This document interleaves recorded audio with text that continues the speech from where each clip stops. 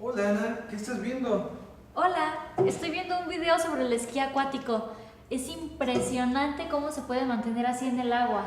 Sí, no hay duda de eso, requiere de mucha práctica y muchos golpes para lograr hacer eso.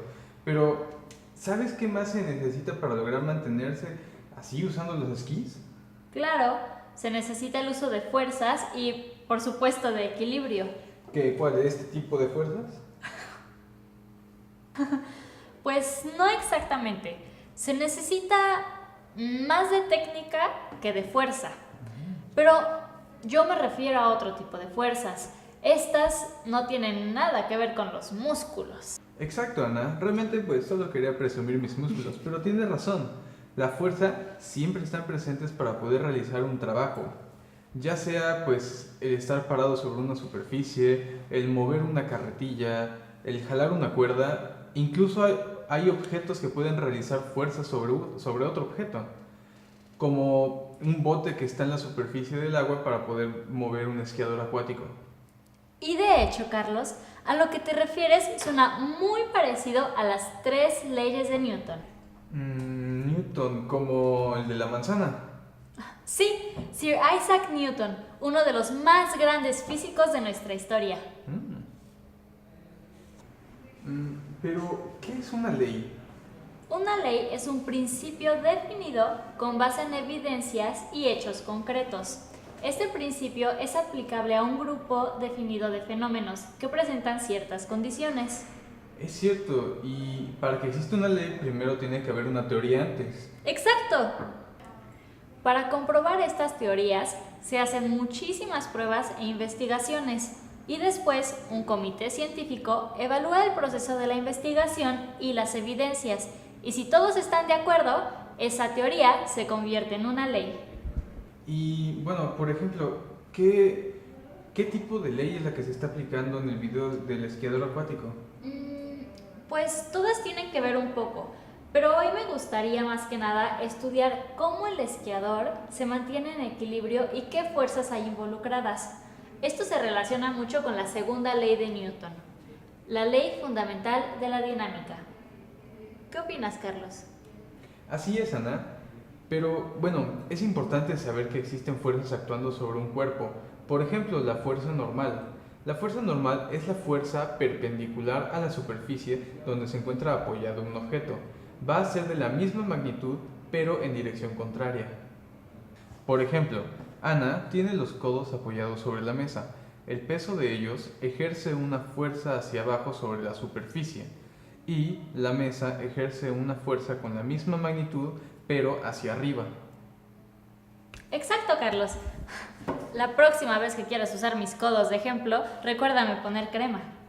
Pues ya que conocemos todas las fuerzas que actúan sobre un cuerpo, podemos conocer la fuerza neta, que es la suma de todas las fuerzas. Por ejemplo, si yo empujo un muñeco con una fuerza de 10 newtons hacia la derecha y Ana lo empuja con una fuerza de 5 newtons hacia la izquierda, la fuerza neta del sistema serían de 5 newtons, porque 10 menos 5 es igual a 5. Ahora, si Ana y yo lo empujamos en la misma dirección, ¿cuál sería la fuerza neta del sistema? Serían 15 newtons. 10 newtons tuyos más 5 newtons míos nos darían los 15 newtons como la fuerza total. Neta. ¿Y cómo se vería esto aplicado en un cuerpo en movimiento, por ejemplo en un esquiador acuático?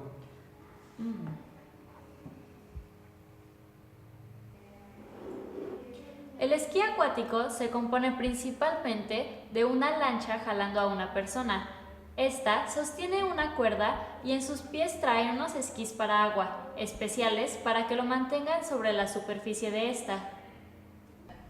Así es, Carlos. Pero ahora que estamos hablando de cuerdas, es importante decirles que la fuerza generada por una cuerda tiene un nombre específico y se llama tensión.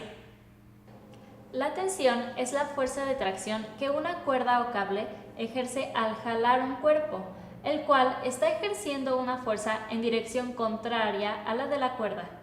Es decir, que solo sucede cuando dos fuerzas en direcciones opuestas son ejercidas en un cuerpo. Se dice que es de tracción porque las cuerdas solamente pueden jalar, no pueden empujar de forma efectiva, ya que el empujar provocaría un afloje y la tensión se reduciría o anularía. Hasta ahora hemos visto muchas fuerzas que permiten a un cuerpo ir en movimiento, pero existe una fuerza que permite que éste se resista y se llama fricción. Por ejemplo, mi dedo está ejerciendo una fuerza sobre la mesa y estoy aplicando un poco de presión.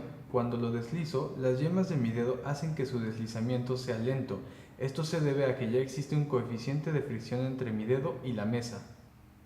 Este coeficiente es la magnitud de la resistencia que tienen dos objetos cuando se encuentran en contacto, y por eso es que se resiste al movimiento. Entonces, la fricción es la fuerza responsable de oponerse al movimiento.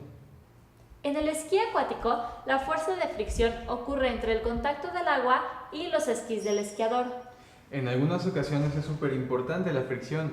Por ejemplo, cuando nos encontramos en nuestros carros y el conductor decide estacionarse en una subida, la fricción es la que impide que nos vayamos hacia abajo, lo cual pues es un gran alivio. Aunque en otras ocasiones, como es el caso del esquí acuático, la fricción realmente hace que el esquiador pierda velocidad. Por eso, es importante reducir esta fricción al mínimo. Un factor importante es el material del cual están hechos los esquís. Debe de ser lo menos rugoso posible. Y otro es la forma en que el esquiador equilibra su peso sobre el agua. Pero, ¿sabes qué otra cosa es muy importante también? Tener el coraje para dejar que una lancha con una velocidad de 60 km por hora te jale por la superficie del agua. Sí, se necesita ser valiente para hacer eso, pero también se necesita equilibrio. Ah, cierto. Sin el equilibrio no sería posible mantenerse en esa posición precisa para que no te caigas al agua y bueno, sufrir de un gran golpe. Se aplican muchas cosas de la física dentro de nuestra vida diaria, ¿no crees, Carlos? Sí, pero son demasiadas cosas como para recordar. Pero hay una manera muy simple para poder ordenar nuestras ideas y poder analizar en cualquier momento las fuerzas o equilibrios de un cuerpo. Y esto se llama... Diagrama de cuerpo libre. El diagrama de cuerpo libre nos va a ahorrar muchas lágrimas y frustraciones. Exacto. Veamos cómo lo podemos realizar.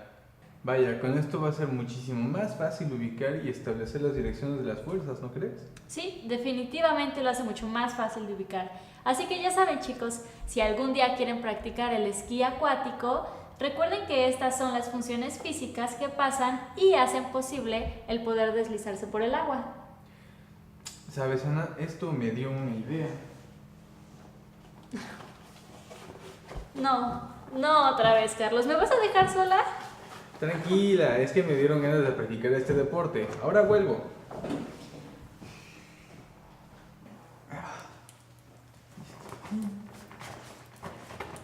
Listo, vámonos.